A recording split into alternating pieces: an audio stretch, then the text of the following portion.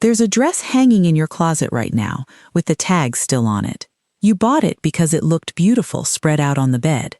You tried it on once, and something about the mirror made you quietly hang it back up and reach for the same dark, shapeless thing you always wear. And you told yourself it was your body. I've fitted enough women to tell you, with complete certainty, that it wasn't your body. It was the dress. A plus-size body over 60 is not a problem to be hidden under yards of fabric. It's a shape to be dressed correctly. And there is a world of difference between the two. Because here is what almost nobody explains. Looking slimmer in a dress has almost nothing to do with how much of you the dress covers, and almost everything to do with the lines the dress draws and where it chooses to hold on and let go. Cover yourself in a shapeless tent, and you don't look smaller. You look like a tent. And the eye simply reads the widest point and assumes that's all of you. But put on a dress that draws the right lines, and the same body reads as curved, defined, and a full size smaller, without losing a pound. So over the next few minutes, I'm going to walk you through 5 dresses that genuinely make a plus-size woman over 60 look slimmer. And I don't mean 5 pictures to screenshot and hope for the best. I mean the exact mechanism inside each one. The seam, the line, the fabric, the point on your body where it anchors and why. Because once you understand what these 5 are actually doing, you stop shopping by the picture on the model and start reading the dress on the hanger, and you'll know, in about 10 seconds, whether it's going to lengthen and shape you or swallow you whole.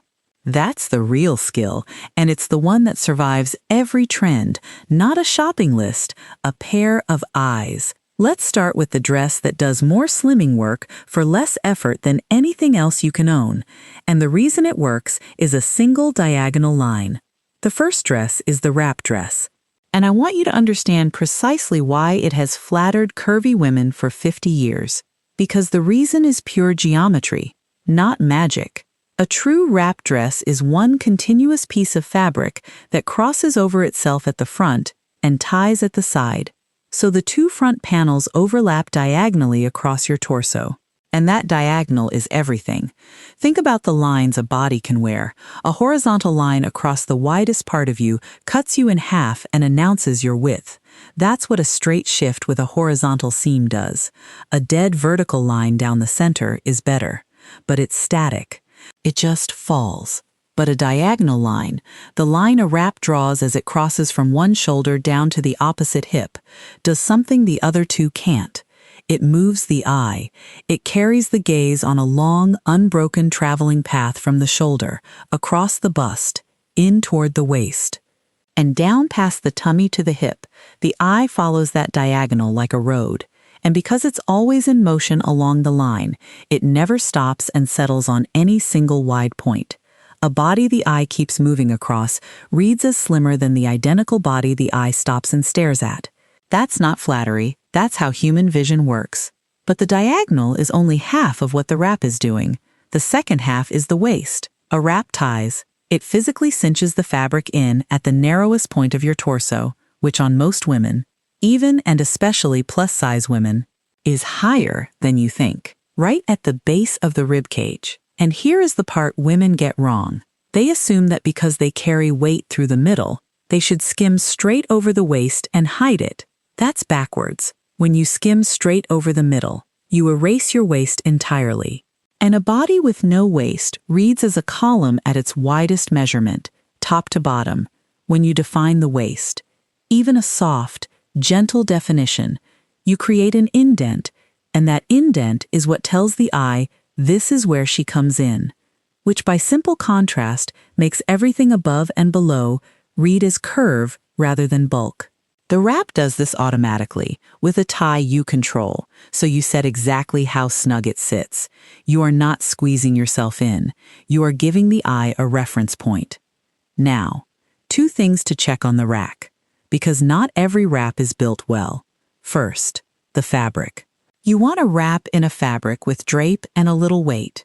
A good jersey, a matte crepe, a ponte knit, something that skims and falls rather than clings. A cheap, thin, slippery wrap will grab every contour and gape at the bust. And gaping ruins the whole line. Second, watch for the gap.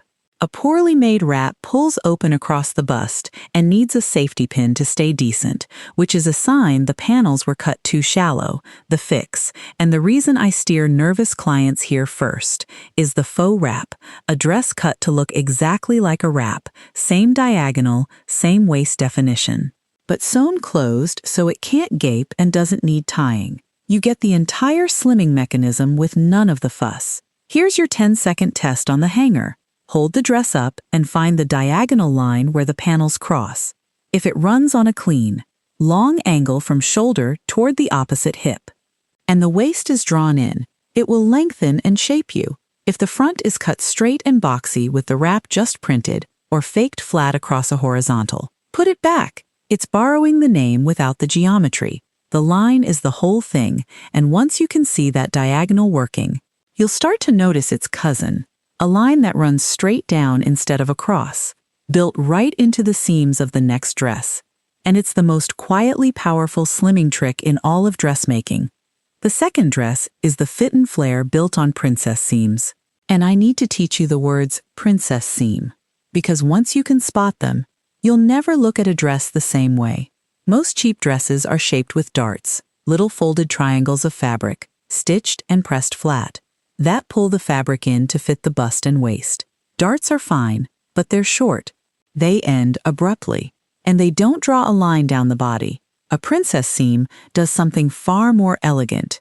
Instead of a stubby dart, the shaping is built into long, curved vertical seams that run all the way from the shoulder or the armhole, down over the bust, in at the waist, and out over the hip. One continuous vertical line on each side of the body, front and back. And those vertical seams do two jobs at once, which is why dressmakers reach for them on curvy figures.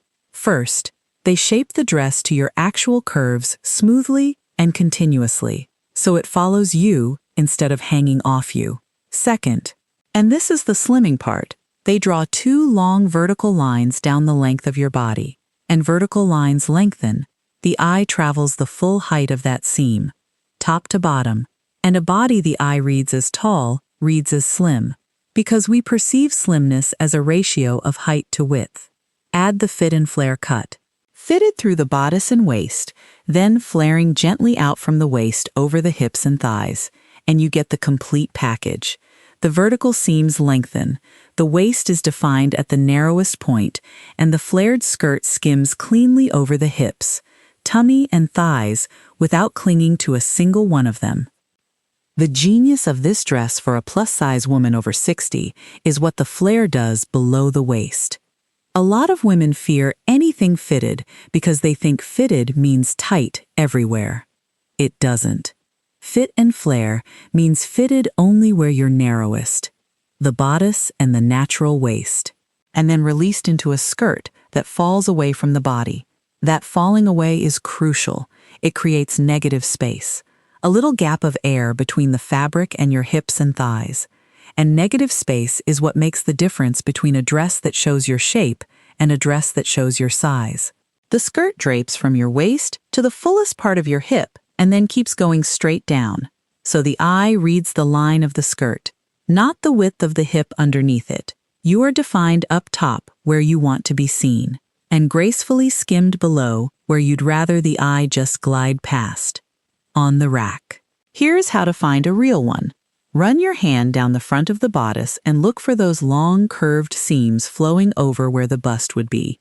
That's the princess seaming, and it means the dress was built to shape a curve, not just hang.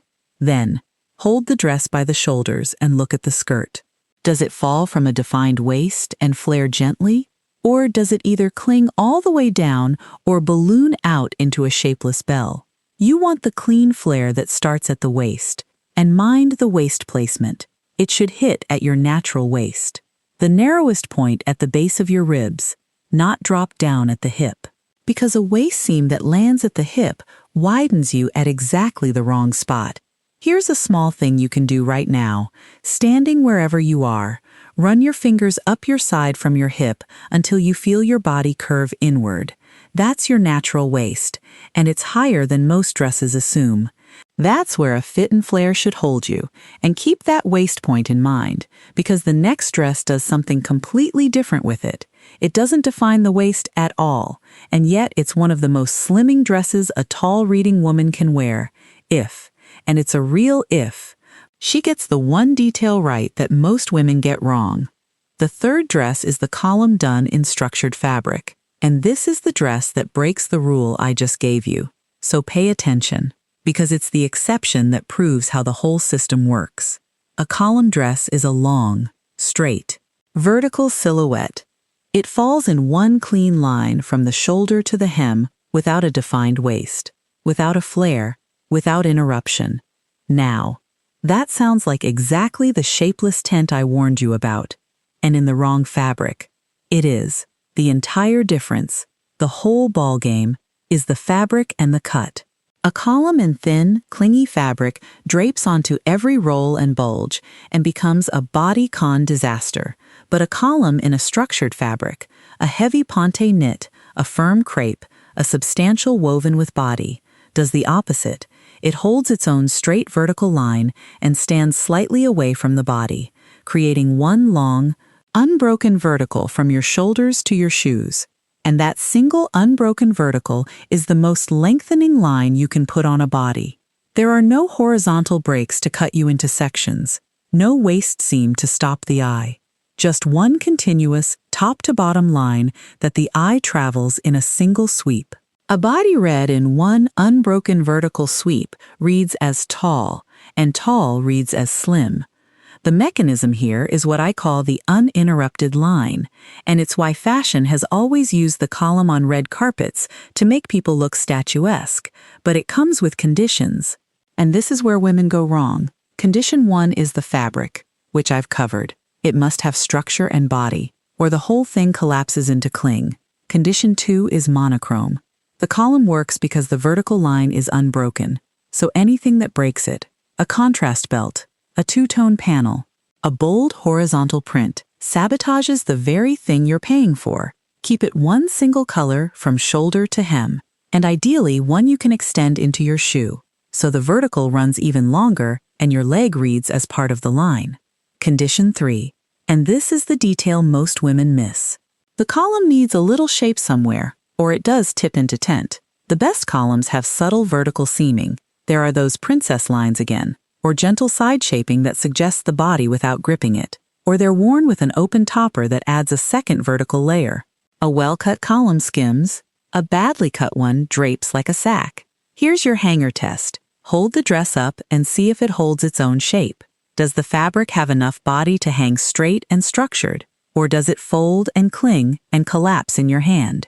Pinch it. If it feels thin and slippery, it'll cling. If it feels substantial and falls like a curtain with weight to it, that's your column. Get the structured fabric and the single color right. And this dress makes you look 6 inches taller and a size smaller in one move. And now that you've seen how much power lives in where a dress does and doesn't, hold on. Because the next dress is the single most misunderstood dress in every plus-size woman's closet. The one nearly everyone owns, nearly everyone wears wrong. And that quietly adds the very weight it's supposed to hide. The fourth dress is the empire waist. And I have to be careful and precise here, because this is where good intentions go most badly wrong, and I've seen it 100 times. The empire waist is a dress with a seam that sits high, right under the bust, from which the skirt falls down to the hem. In theory, it's brilliant for a plus-size woman. It defines the very highest, narrowest point of the torso, just under the bust, above the tummy entirely, and then lets everything below fall free and skimmed. Done right, an empire dress anchors the eye at your slimmest point and drapes cleanly over the tummy, the hips, everything you'd like the eye to glide past. Done right. It's genuinely one of the most flattering and comfortable dresses you can own after 60. The problem is that done right is rarer than it should be, and the wrong version does the exact opposite of what you bought it for. It makes you look pregnant, or simply enormous, because the skirt falls from the bust straight out and down like a curtain from a rod, hiding the fact that you have a waist at all and letting the fabric read at its very widest all the way down. Here's the mechanism of the failure, so you can catch it. The empire line's whole job is to sit right under the bust and hint, even slightly, at the body underneath as the skirt falls. When the dress is cut too full and too tent-like below that seam, a huge unshaped volume of fabric, you get maximum width from the bust down with no indication of a body inside it. And the eye, seeing a wide triangle of fabric, fills in the widest possible body underneath. That's the pregnancy silhouette, and it's why so many women try one on, feel huge, and swear off empire waists forever. But it was never the empire line's fault. It was the cut of the skirt below it. The version that works has a skirt that skims rather than tents. It falls from the underbust seam with a controlled A-line or a gentle structured drape that follows the body's slope down and in. Not a parachute that flares out to the widest point immediately. It suggests the waist and hip beneath it, instead of hiding them under a bell.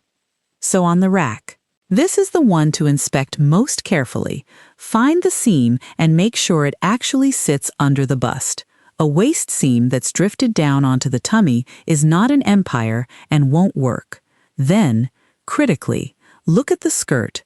Does it fall in a controlled, skimming A-line that you can see follows the body downward? Or does it explode out into a huge unshaped tent the second it leaves the seam? Hold it against yourself and check that there's shape to the skirt, not just volume. And choose a structured fabric here too, because a flowy empire in thin fabric collapses into that tent instantly, while a structured one holds the skimming line. One more detail that saves this dress.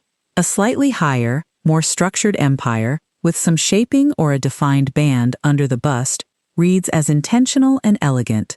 A loose, elasticized, baby doll empire reads as maternity. You want the grown, tailored version. Get it right and it's a dream. Comfortable, cool, and slimming. Get it wrong and it's the dress that started the myth that plus-size women can't wear anything fitted. And speaking of the whole silhouette coming together, or falling apart on a single detail, the fifth dress isn't really about the dress at all. It's about the 3 or 4 choices around it that decide whether any of the first 4 even land. The fifth dress is the A-line dress worn with intention, and I've saved it for last because it's the one that ties every principle together and shows you that the dress is only ever half the equation. The A-line is the workhorse, fitted through the shoulders and bust, then gradually widening toward the hem in the shape of a capital A, skimming smoothly over the waist, tummy, hips and thighs on its way down. It's forgiving, it's comfortable, it suits nearly every plus-size body.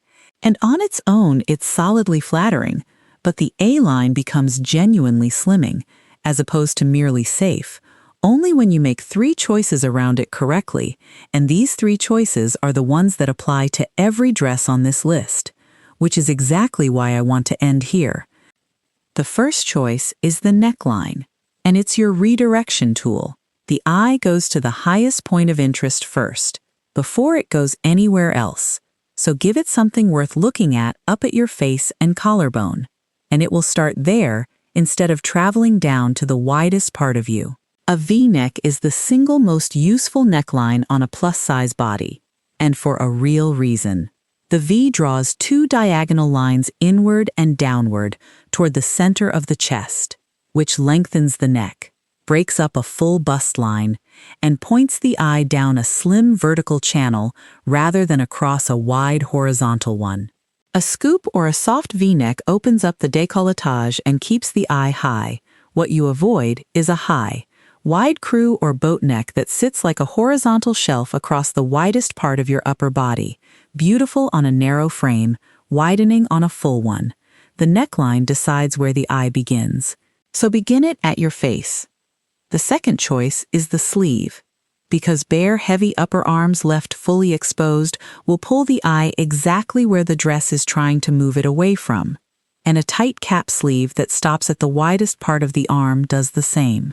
The sleeve that flatters is one that ends past the widest point of the upper arm.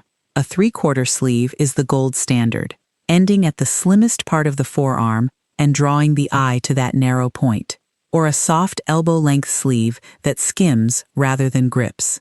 Three-quarter sleeves also create a lovely long vertical along the arm that echoes the vertical of the dress. The third choice is the hemline, and it follows the same law as the sleeve. A hem should end at a narrow point of the leg, not a wide one. The slimmest points on most legs are just below the knee and at the ankle. So a hem that hits mid-knee or lands at the lower calf reads slim, while a hem that stops at the widest part of the calf widens the whole leg. And carry the color of your shoe close to the color of your hem when you can, to keep that vertical line running all the way to the floor. Put those three around a good A-line and you have the whole system in one outfit. The V-neck begins the eye high, the vertical of the dress and the three-quarter sleeve lengthen. The skimming A-line skirt creates negative space over everything below the waist. And the hemline lands on a narrow point. Not one of those choices is about hiding. Every one is about drawing a line and directing the eye. And that's the single idea underneath all 5 dresses. Read it back, because it's the whole thing. Looking slimmer was never about covering more of yourself with more fabric. The tent doesn't hide you. It broadcasts your widest measurement and lets the eye assume the rest. Looking slimmer is about the lines the dress draws and the point where it defines you, the diagonal of the wrap that keeps the eye moving, the vertical princess seams that lengthen, the unbroken column that reads as tall, the empire anchor at your slimmest point, the A-line's negative space and the neckline, sleeve, and hem that direct the eye up and down instead of across. Every single one is you taking command of line and direction, and not one of them is about your size, your age, or anything at all about your body. This whole conversation, start to finish, has been about seams, silhouettes, and the physics of how a stranger's eye travels across fabric. It was never once about you. So here's what I most want you to carry out the door, more than any single dress. You do not need to shrink to look elegant, defined, and beautifully dressed. You need to stop hiding under fabric and start drawing the right lines. Nothing about your body has to change for one word of this to work. The only things that change are the choices you make on the rack, the diagonal of a wrap, the vertical of a princess seam, the structure of a column, the anchor of an empire line, the skim of an A-line, and the neckline, sleeve, and hem that steer the eye. That's all it ever was. So that dress with the tags still on it, the one that sent you back to the shapeless standby, go take it off the hanger this week and look at it again with these 5 eyes. Not at yourself, at the dress. And you'll know, in about 10 seconds, exactly which line it was drawing wrong, and whether it's a dress worth keeping or one that was quietly working against you all along. If you'd like, tell me which of these 5 you already own without realizing what it was doing. For a lot of women, it's the empire waist, worn in the tent version for years when the skimming version would have changed everything. I read what people write. And there's more of this every single week.